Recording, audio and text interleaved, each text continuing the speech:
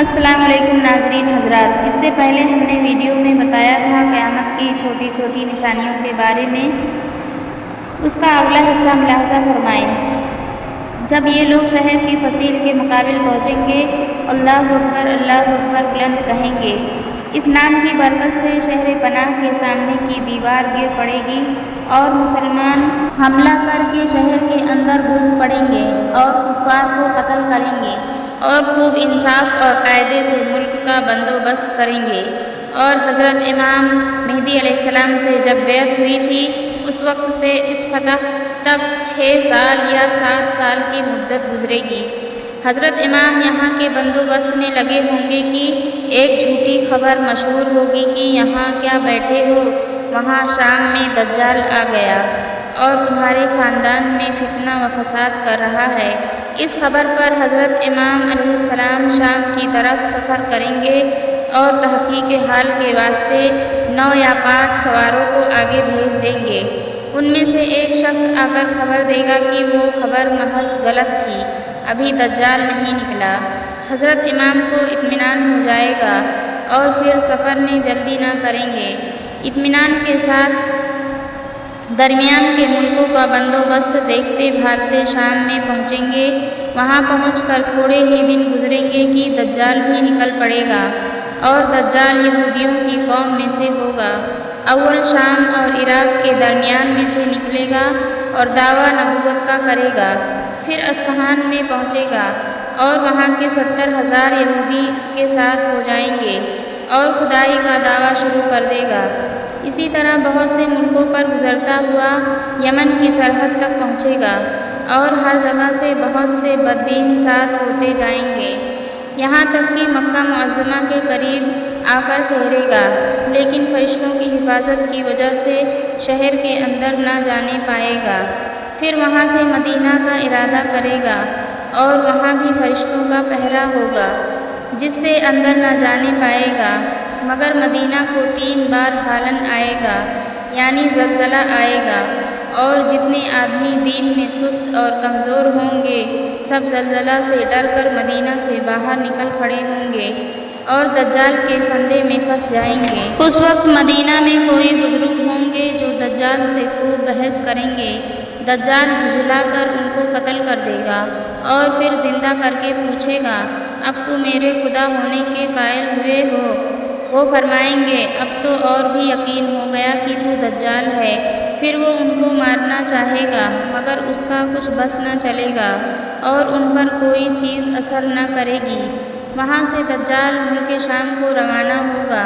جب دمشق کے قریب پہنچے گا اور حضرت امام وہاں پہلے سے پہنچ چکے ہوں گے اور لڑائی کے سامان میں مشغول ہوں گے کہ عصر کا وقت آ جائے گا اور مؤذن اذان کہے گا اور لوگ نماز کی تیاری میں مشغول ہوں گے کہ اچانک حضرت عیسیٰ علیہ السلام 2 فرشتوں کے کندھوں پر ہاتھ رکھے ہوئے آسمان سے اترتے نظر آئیں گے اور جامع مسجد کی مشرق کی طرف کے مینارے پر آ کر رکیں گے اور وہاں سے زینہ لگا کر یعنی سیڑھی لگا کر نیچے تشریف لائیں گے۔ حضرت امام سب لڑائی کا سامان ان کے سپرد کرنا چاہیں گے۔ وہ فرمائیں گے، لڑائی کا انتظام آپ ہی رکھیں، میں خاص دجال کے قتل کرنے کو آیا ہوں۔ غرض جب رات گزر کر صبح ہوگی، حضرت امام علیہ السلام لشکر کو آراستہ فرمائیں گے اور حضرت عیسیٰ علیہ السلام ایک گھوڑا ایک نیزہ منگا کر دجال کی طرف بڑھیں گے اور اہل اسلام دجال کے لشکر پر حملہ کریں گے اور بہت سخت لڑائی ہوگی۔ اور اس وقت حضرت عیسیٰ علیہ السلام کے سانس میں یہ تاثیر ہوگی کہ جہاں تک نگاہ جائے وہاں تک سانس پہنچ سکے، اور جس کافر کو سانس کی ہوا لگا دے وہ فوراً ہلاک ہو جائے۔ دجال حضرت عیسیٰ علیہ السلام کو دیکھ کر بھاگے گا، آپ اس کا پیچھا کریں گے یہاں تک کہ باب لد ایک مقام ہے، وہاں پہنچ کر نیزے سے اس کا کام تمام کریں گے اور مسلمان دجال کے لشکر کو قتل کرنا شروع کریں گے۔ پھر حضرت عیسیٰ علیہ السلام شہروں تشریف لے جا کر جتنے لوگوں کو دجال نے ستایا تھا سب کی تسلی کریں گے اور خدائے تعالیٰ کے فضل سے اس وقت کوئی کافر نہ رہے گا۔ پھر حضرت امام کا انتقال ہو جائے گا اور سب بندوبست حضرت عیسیٰ علیہ السلام کے ہاتھ میں آ جائے گا۔ پھر یاجوج ماجوج نکلیں گے۔ ان کے رہنے کی جگہ جہاں شمال کی طرف آبادی ختم ہوئی ہے اس سے بھی آگے 7 ولایت سے باہر ہے، اور ادھر کا سمندر زیادہ سردی کی وجہ سے ایسا جمع ہوا ہے کہ اس میں جہاز بھی نہیں چل سکتا۔ حضرت عیسیٰ علیہ السلام مسلمانوں کو خدائے تعالیٰ کے حکم کے موافق طور پہاڑ پر لے جائیں گے اور یاجوج ماجوج بڑا ادھم مچائیں گے۔ آخر کو اللہ تعالیٰ ان کو ہلاک کریں گے اور عیسیٰ علیہ السلام پہاڑ سے اتر آئیں گے، اور 40 برس کے بعد حضرت عیسیٰ علیہ السلام وفات فرمائیں گے اور ہمارے پیغمبر صلی اللہ علیہ وسلم کے روضہ میں دفن ہوں گے، اور آپ کی گدی پر ایک شخص ملک یمن کے رہنے والے بیٹھیں گے جن کا نام جہجہ ہوگا، اور قحطان کے قبیلے سے ہوں گے، اور بہت دینداری اور انصاف کے ساتھ حکومت کریں گے۔ اس کے بعد آگے پیچھے اور کئی بادشاہ ہوں گے۔ پھر رفتہ رفتہ نیک باتیں کم ہونا شروع ہو جائیں گی اور بری باتیں بڑھنے لگیں گی۔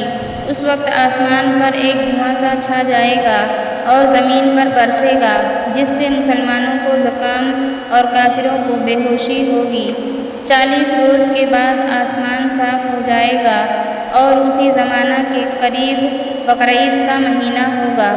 10ویں تاریخ کے بعد دفعتاً ایک رات اتنی لمبی ہوگی کہ مسافروں کا دل گھبرا جائے گا، اور بچے سوتے سوتے اکتا جائیں گے، اور چوپائے جانور جنگل میں جانے کے لیے چلانے لگیں گے، اور کسی طرح صبح نہ ہوگی، یہاں تک کہ تمام آدمی ہیبت اور گھبراہٹ سے برقرار ہو جائیں گے۔ جب 3 راتوں کی برابر وہ رات ہو چکے گی، اس وقت سورج تھوڑی سی روشنی لیے ہوئے جیسے گہن لگنے کے وقت ہوتا ہے مغرب کی طرف سے نکلے گا۔ اس وقت کسی کا ایمان یا توبہ قبول نہیں ہوگی۔ ناظرین حضرات، یہاں تک ہم ابھی اینڈ کرتے ہیں۔ آگے کا حال قیامت کا جاننے کے لیے چینل کو سبسکرائب اور ویڈیو کو لائک ضرور کریں۔ شکریہ۔